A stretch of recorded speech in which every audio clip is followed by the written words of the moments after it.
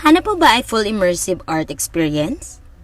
Kung yan ang hanap mo, tara, samahan niyo ko sa Space and Time Cube. Ang Space and Time Cube ay matatagpuan sa S. Mason Mall, Pasay City. Pagdating pa lang namin dito sa loob ng mall, ay bumungad na agad sa amin yung napakahabang pila doon sa pagbili ng kanilang ticket. Dumating kami dito ng 11:15 dahil medyo traffic ang papunta dito. Pero pagdating namin dito, ay 1 PM na yung binibenta nilang ticket sa sobrang dami ng gustong makapasok dito sa museum na ito. Tapos, nung makarating na kami doon sa bayaran, ay pang 3 PM ticket na yung nabili namin. Take note ha, itong pagpunta namin dito ay weekdays. Pero ganito karami yung gustong makakita or gustong maka-experience dito sa kanilang museum. So, I advise, kung gusto nyo pumunta dito, ay bumili na kayo ng ticket sa Klook para hindi nyo na kailangang pumila dito sa pagbili ng ticket.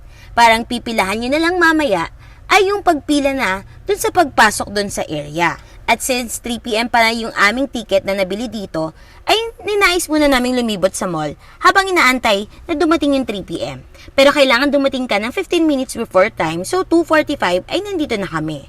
By the way, yung soft opening price nila nga pala dito habang naka-promo pa ay 880 pesos para sa mga adult at 680 naman para sa mga kids. Ito nga pala yung soft opening price nila. Kaya din siguro maraming pumupunta kasi sinasamantala nila yung mababa pa yung presyo dito sa kanilang entrance fee sa kanilang museum. Also, huwag nyo din kalimutan na tignan nyo kanilang Facebook page para malaman nyo kung merong mga private or fully booked na yung araw na gusto nyong pumunta dito sa kanilang museum. So pagdating ng 2:45, since yun yung advice sa amin ng kanilang team, ay mahaba pa rin yung pila sa pagpasok dito. Pero kapag nagsimula naman na sila magpapasok dahil batch by batch nga ito, ay dire-diretso ka naman na. Wala naman akong masabi sa mga staff nila kasi sobrang accommodating nila. By the way, may provided locker sila dito na wala nang bayad para pwede mong ilagay yung mga gamit mo at talagang ma-enjoy mo na lang talaga yung pag-explore mo dito sa kanilang museum. Sa una ko nga palang pinasok ay yung kanilang Wandering Planets room, kung saan merong mga planets na nakapaligid dito with lots of mirror. Para kang nasa outer space ang effect sa loob nitong room na ito. By the way, for the girls, hindi ko ina-advise na mag-skirt kayo dito. Or kung mag-skirt kayo, better na mag-short talaga kayo sa loob kasi buong room ay nakasalamin siya. So makikita yung mga sa ilalim pagka nakaskirt kayo. Next naman ay ang I Am Space and Time Realm. That gives you an impression na parang nakasakay ka dun sa flying carpet ride. Magpapakanta ka na lang ng I can show you the world. Oy, wag ganon!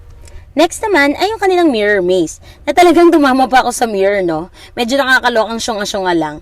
Pero ingat ka lang dito, baka maligaw ka sa puso niya. Char!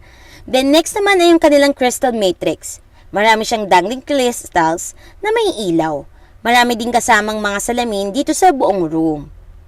Next is yung kanilang dance cube, which is ang aim ng game na to ay tumapa ka dun sa mga blue na squares at wag mo matapakan yung red na squares. Kasi pag natapakan mo yun, game over. Then next ay yung kanilang underwater pool, kung saan ay parang kang lumalangay dun sa ilalim ng water, pero hindi ka naman mababasa. Tapos yung kumukuha ng shot ay nandun sa taas. Meron din sila ditong hallway na infinite train, kung saan ay para ka talagang nakasakay sa train. Kasi habang nakaupo ka dun sa mga upuan, ay yung mga LED TVs nila ay parang umaandar ka talaga. Meron din sila ditong dalawa na upside down area na para kang nahuhulog sa kanya. Char! And then, dito na tayo sa pinakasikat nila na attraction. Yung Space and Time Tunnel. Ang ganda dito. Sobrang nakaka-amaze talaga yung technology nila. Para kang nagtatravel sa space o kaya hinahabol ka ng dinosaur. Ganun yung effect.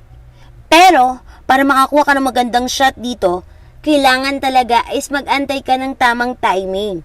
Kasi, sobrang daming mga tao dito. The next attraction is yung kanilang prehistoric hunting, kung saan ay para kang nag-hunting with the use of their guns. Sobrang nakakatuwa to.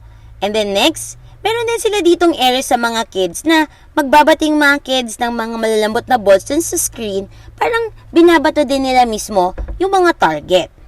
Then, the fantasy graffiti, na kung saan ay kukulayan mo yung dinosaur at may ilalagay mo agad dito sa screen. 'Di ba? Kakaiba yung mga ganitong experience. And then for the last naman is yung kanilang temple treasures. Kung saan ay para ka naglalaro ng temple run, pero ikaw mismo yung maggagalaw dito. Ikaw mismo yung tatalon kapag kailangang tumalon at kukuha ng mga coins. It's a good thing for me kasi bukod sa nag-enjoy ka na, ay na-exercise ka pa. Overall, it will take you an approximately of an average of 1 hour para malibot mo itong buong museum. Pero pwede ka namang magstay for more than 1 hour kasi unlimited naman yung stay mo dito. Pero every hour ay batch by batch ang pagpapapasok nila ng mga tao dito. So again, kung naghanap kayo ng bagong experience with the Modern Art Museum, punta na kayo dito sa Space and Time Cube. Yun lang mga kalakwatsa. Bye!